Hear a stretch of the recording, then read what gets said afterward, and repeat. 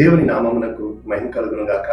ప్రభువునందు ప్రియులరా, మన ప్రభువు రక్షకుడునైన క్రీస్తు యేసు పరిశుద్ధ నామములో మీ అందరికీ శుభములు.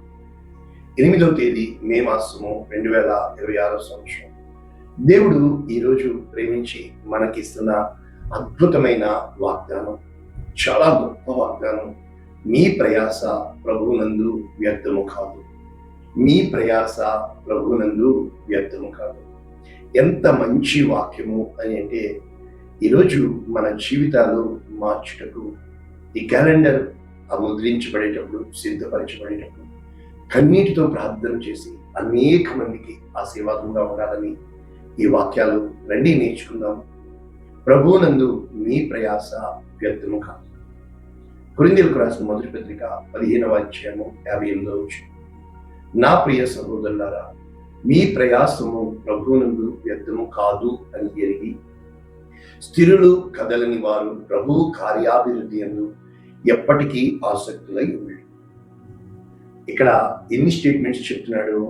2 స్టేట్మెంట్స్. ఎలాగా? నా ప్రియ సహోదరులారా, ప్రభువునందు మీ ప్రయాస వ్యర్థము కాదు. కాదు స్టేట్మెంట్ ఇస్తూ, కానీ అది నువ్వు ఎరగాలి, నీవు గ్రహించాలి, నువ్వు అర్థం చేసుకోవాలి. ఇది అర్థం చేసుకోవడానికి నీకు సమయం పడుతుంది. అది ఏ విధముగా?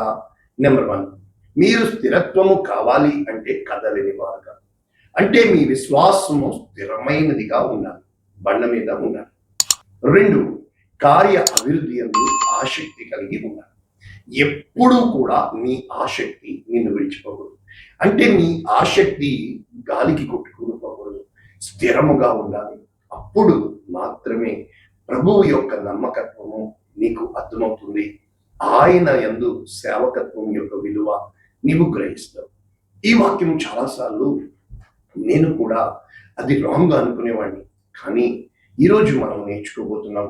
ఎంత మంచి వాక్యం అంటే, New Living Translation, 1 Corinthians chapter 15 verses 58.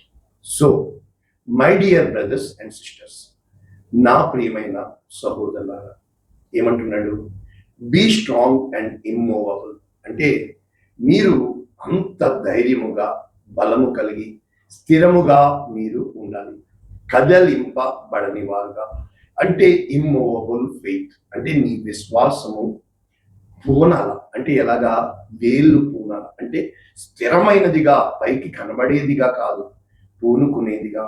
అందుకని దావీదుకి చెప్తాడు, నీవు ధైర్యము తెచ్చుకుని పనికి పూనుకును, విజయము దేవుడిస్తాడు. అంటే ఎప్పుడైతే ఆ పూనకాల అలా పూనాలను, అది నీ ప్రాణముగా మారాల. అక్కడ చెప్పబడుతుంది, ఆల్వేస్ వర్క్ ఎంతూసియాస్టికల్లీ. అంటే ఎలాగ చెప్పబడుతుంది?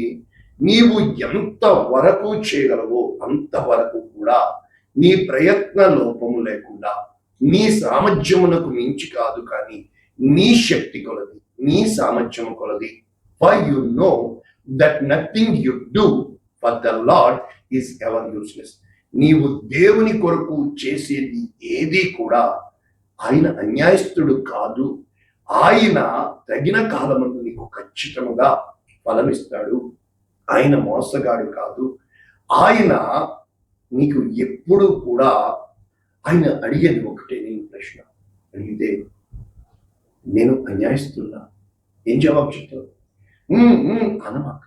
ఏ జవాబు నీ దగ్గర దేవుడు ఆశిస్తున్నాడో ఆ జవాబు నీకంటే ముందు నీ ఆత్మ దేవునికి మొర్ర పెడుతూ ఉంటుంది.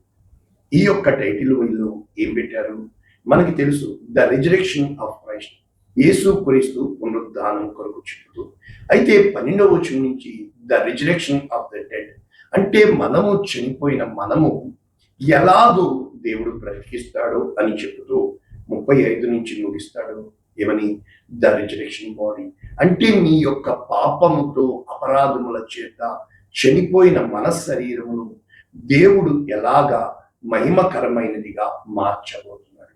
ఈ వాక్యాలు మనం నేర్చుకునే ముందు ఒక స్టెప్ వైజ్ మనం నేర్చుకుంటే, ఇక్కడ మనం ఎక్కడి నుంచి చదువుకోవచ్చు వాక్యాలు అని మనం చూసినప్పుడు చాలా సింపుల్ గా ఇక్కడ సువార్త అంటే ఏమిటో చెప్పబడుతుంది.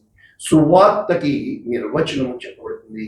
ఈ 15వ అధ్యాయము 3-4 వచనాల ప్రకారము సువార్త అంటే లేఖనముల ప్రకారము క్రీస్తు మన పాపముల నిమిత్తము మరణించిన సమాధి చేయబడి లేఖనముల ప్రకారము 3వ దినమున లేపబడి, అంటే ఆయన శరీరమునకు తీర్పు తీర్చబడింది కనుక ఈ తీర్పు ఇక్కడ ఈ సబ్జెక్టు మనం ఎక్కడి నుంచి నేర్చుకోవచ్చు అంటే, మన శరీరము క్షయత అంటే అవి శిథిలమైపోవాలి కనుక ఎలాగో అక్షయత పొందుకుంటామో, మృతమైన మనము ఎలాగ సజీవులుగా చేయబడతామో ఇక్కడ చెప్పడానికి ప్రయత్నం చేస్తూ, ఓ మరణమా నీ విజయం ఎక్కడా, ఓ మరణమా నీ ముల్లెక్కడ.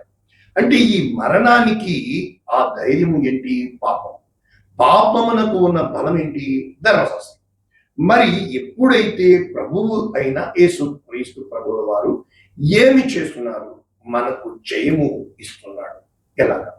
మనము యేసుక్రీస్తు ప్రభు వారు దేవుడా అని ప్రశ్నిస్తూ ఉంటారు. యేసుక్రీస్తు ప్రభు వారు మీకు ఎందుకు అంటూ చెప్తూ ఉంటారు. కానీ ఆయన ఎందుకు దేవుడయ్యాడో, సురేష్ దేవుడుగా, సురేష్ కోసము ప్రాణం పెట్టిన నా యేసయ్యని ప్రకటిస్తున్నాము అంటే, మొట్టమొదట మనం చూస్తే ఈ ప్రయాస దేనికి వచ్చింది? అసలు నీవు ప్రభువునందు ఎందుకు ప్రయాసపడాలి?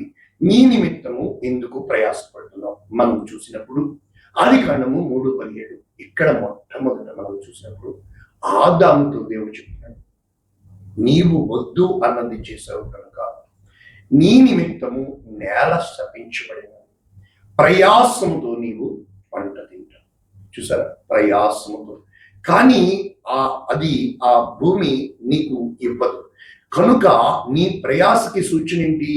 చెమట కార్చుతావు కనుక నీవు మట్టి అయిపోతావు. అయితే ఈ 16వ వచనంలో మనం చూసినప్పుడు స్త్రీతో ఏం చెప్తున్నాడు? నీ ప్రయాస, స్త్రీ ప్రయాస అంతా దేని మీద పెట్టేస్తున్నాడు? గర్భవేదన, తర్వాత భర్త పట్ల వాంఛ. ఇవి 2 ప్రయాస. అంటే భర్తని కంట్రోల్లో పెట్టుకోవడానికి, భర్తని కొంగున చుట్టుకోవడానికి, అదే విధంగా బిడ్డల్ని గొప్పవాళ్ళు పంచుకోవడం. ఇవి 2 నుంచి స్త్రీ నోట నుండి నేను ఏ రోజు వినలా. కారణము అది వారి ప్రయాస. కానీ ఇది నీ సెల్ఫ్, అది కాదుగా. నీవు ప్రయాస పడవలసింది ఇక్కడ పౌలు రాస్తున్నాడు, ప్రభువునందు నీవు ప్రయాసపడ. ఈ ప్రభువునందు ప్రయాస ఏంటి? నీ ప్రయాస ఏంటి? ఎప్పుడూ కూడా నీ ప్రయాస నీకు మరణాన్నే తెస్తుంది. అయితే ప్రభువునందు ప్రయాస జీవాన్ని ఇస్తుంది. ఎలాగా? ప్రభువునందు ప్రయాస పడుతున్నావా? నీవు నీ కొరకు నీ అందు ప్రయాస పడుతున్నావా? కనుక ఈరోజు ఇవి ఎలా నేర్చుకోవచ్చు? రోమీయులకు రాసిన పత్రిక మనం చూసినప్పుడు 6, 7, 8, 12 ఇవి పెట్టుకుంటే 4 స్టేజెస్, 4 మెట్లు. ఎలాగా? మొట్టమొదటి ఇక్కడ ఏం చెప్తున్నాడు? ప్రభువు నమ్మదగిన వాడు కనుక ఆయన యందు ప్రయాస వ్యర్థము కాదు.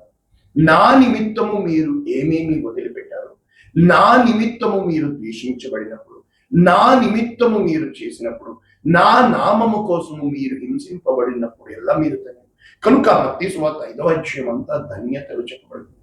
కనుక నరాజ్యమును నీతిని వెతకండి. ఆయన రాజ్యమును నీతిని వెతకటమే ఆయన యందు ప్రయాస. ఎప్పుడైతే ఆయన రాజ్యమును నీతిని వెతకడానికి నువ్వు ప్రయాసపడతావో ఈ కాలంలో ఇది సాధ్యమా? సురేష్ దేవుడి కోసం నేను చెప్తున్నాను, నేను బరువులు మోయలా, భారాలు మోయలా, కూర్చోమన్నాడు. కూర్చో. మాట్లాడొద్దన్నాడు, కూర్చో. చెయ్యొద్దన్నాడు, కూర్చో.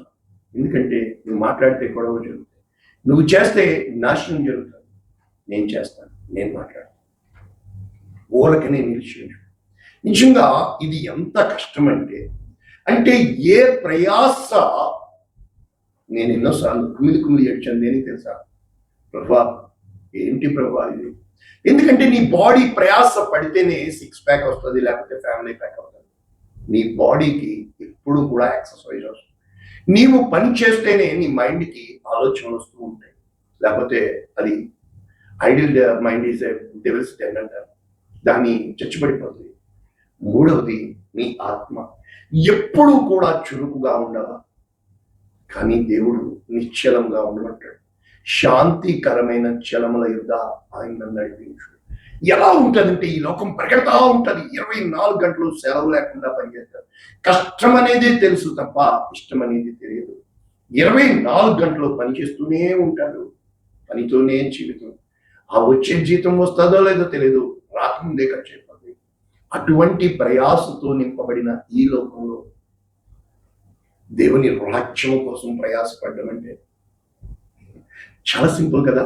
అది నీవు కృపలో ఎదగాలి. అందుకని రోమీయులకు రాసిన పత్రిక 6వ అంటాడు, కృప విస్తరించుచున్నదని పాపమందు నిలిచి ఉన్నమా.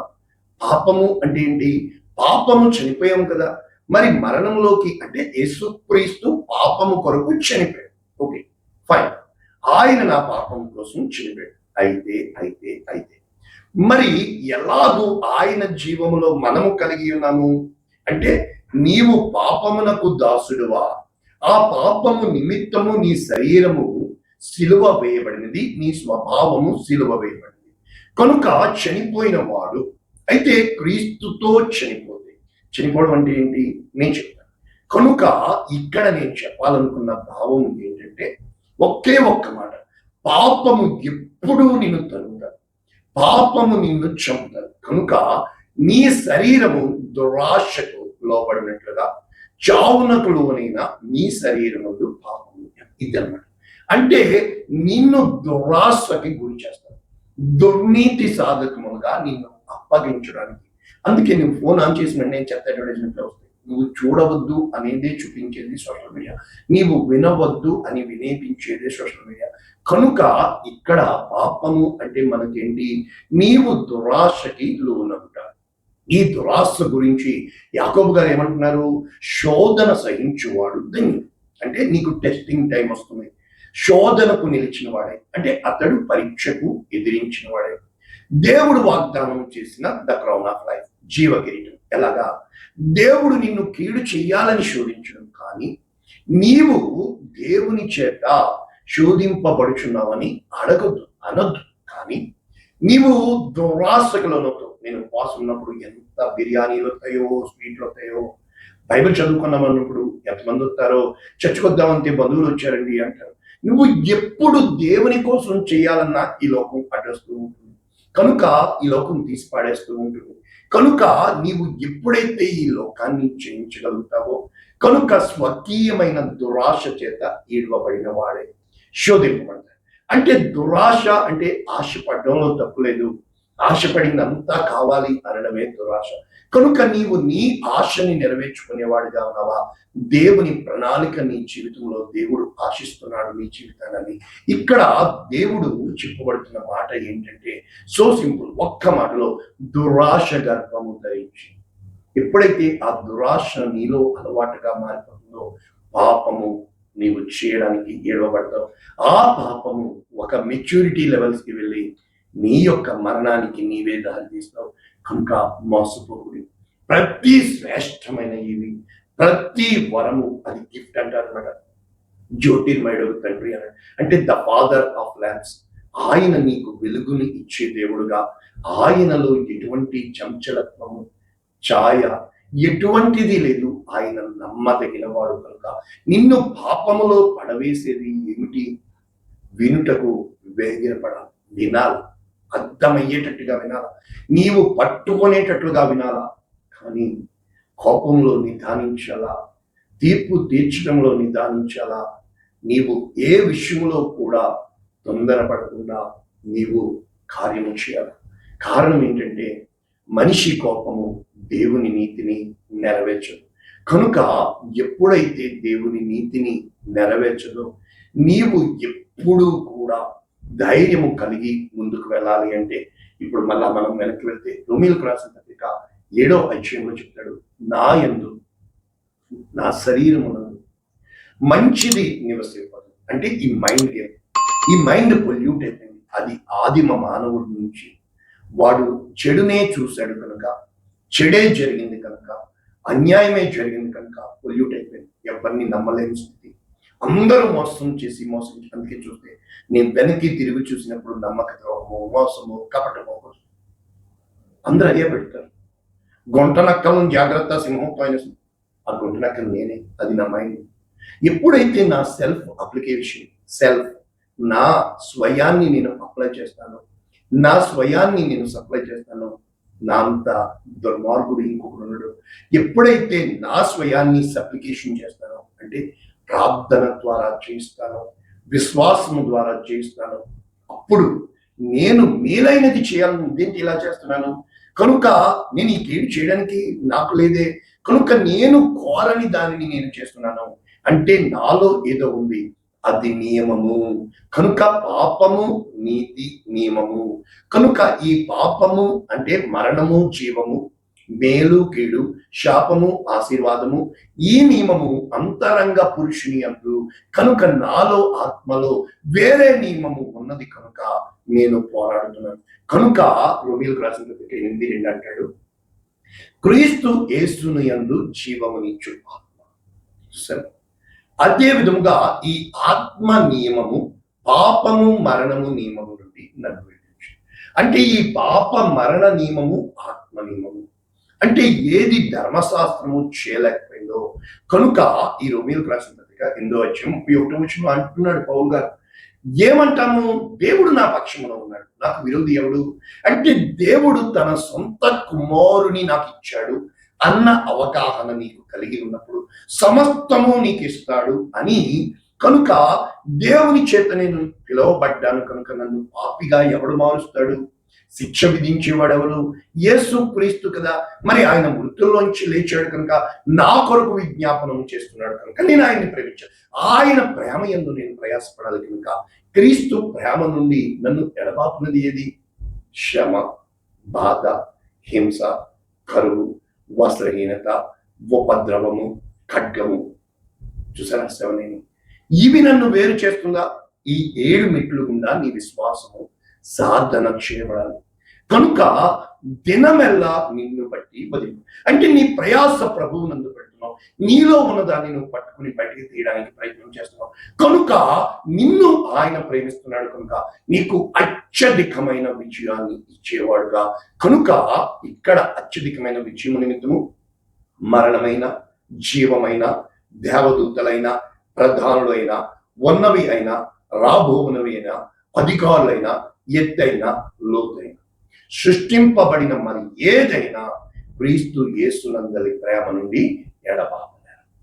అంటే ఎంత స్ట్రాంగ్ గా నీ కాన్ఫిడెన్స్ ఉన్నప్పుడు ఇక్కడ చెప్పబడుతున్న వాక్యము సుసింహం. సహోదరులారా, దేవునికి అనుకూలము సజీవయాగం. ఎప్పుడైతే నీవు ఈ లోక మర్యాదను అనుసరించగా దేవుని కొరకు నీవు కలిగి ఉంటావు, దేవుని యందు దృఢమైన విశ్వాసం కలిగి ఉంటావు, నీ విశ్వాసమునకు దేవుడు బహుమానం ఇచ్చేవాడు, నీ విశ్వాసమును దేవుడు హెచ్చించేవాడు, నీ విశ్వాసమును బట్టి దేవుడు నిన్ను ఘనపరిచేవాడు, దేవుడు నిన్ను నిలబెట్టేవాడుగా, దేవుడు నీ కోసము కార్యాలు చేసేవాడుగా. ఈ రోజున ఈ వాక్యం విన్న నీవు, ఇది నీవు దేని యందు ప్రయాసపడుతున్నావు? నీ బిడ్డల కోసమా? అయితే నువ్వు పెద్దదానమైనప్పుడు ఎందుకు వెళ్ళి చెప్తే మీరు అదే మాట చెప్తున్నారు, నా ప్రయాస అంతా నా బిడ్డల కోసమేనండి. పడకమ్మా, ప్రభు కోసం ప్రయాసపడు, ఆయన బలిపీఠమును కట్టు, ఆయన కార్యాలయందును ముందు దశంభాగం ఇవ్వడంలో, ఆయన సేవకు ముందుకు రావడంలో, ఆయన సేవ కోసం ముందుకు వెళ్ళడంలో నువ్వు కార్యములు చేసినప్పుడు, ఆయన కార్య అభివృద్ధి అందు నీవు నిలబడినప్పుడు దేవుని కార్యాలు నువ్వు చూడగలుగుతావు. అటువంటి కృప దేవుడు అనుగ్రహించున్నాడు. పరిశుద్ధుడా, ప్రేమ వ్యక్తపడిన ఈ వాక్యము అనేక మందికి చేరుమని పరిచయం, వారిని నీ కృపాహస్తాల్లో నీవు భద్రపరచు. యేసునామములో దీవిస్తున్నాము. ఆమేన్. God bless you all. దేవుడు మిమ్మల్ని దీవించును.